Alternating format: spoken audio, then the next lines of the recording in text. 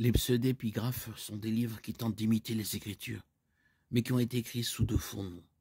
Le terme pseudépigraphe vient du grec pseudo, qui signifie faux, et épigraphin, qui signifie inscrire, c'est-à-dire écrire faussement.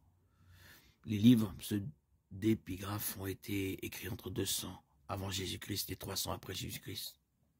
Il s'agit d'œuvres apocryphes écrites par des auteurs inconnus qui ont tenté de gagner un lectorat en y ajoutant le nom d'un personnage biblique célèbre.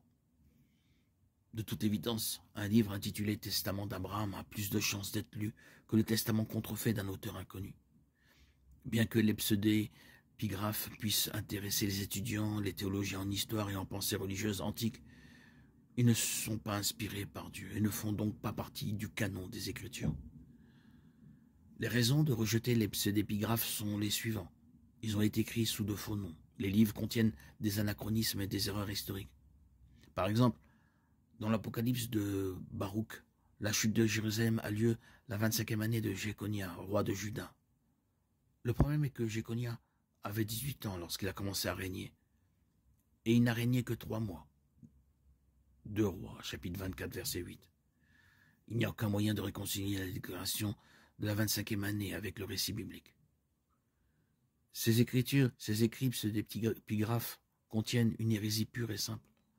Dans les pseudépigraphes des Actes de Jean, par exemple, Jésus est présenté comme un esprit ou un fantôme qui n'a laissé aucune empreinte de pas lorsqu'il marchait, qui ne pouvait pas être touché et qui n'est pas réellement mort sur la croix. L'apôtre Paul a dû alors faire face à des pseudépigraphes écrits à son époque. S'adressant à l'église de Thessalonique, Paul dit de ne pas s'alarmer d'une lettre qui serait venue de nous, de Thessaloniciens 2:2. De toute évidence, quelqu'un avait essayé de tromper les croyants avec une fausse lettre, imitant le style de Paul. Paul a donc été obligé de prendre des précautions. Moi, Paul, j'écris cette salutation de ma propre main, qui est le signe distinctif de toutes mes lettres. C'est ainsi que j'écris.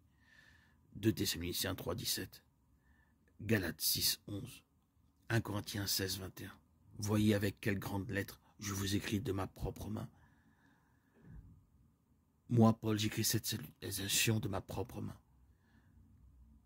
2 Thessaloniciens 3:17. Moi, Paul, j'écris ces salutations de ma propre main. C'est là le signe de l'authenticité de toutes mes lettres. C'est ainsi que je les écris.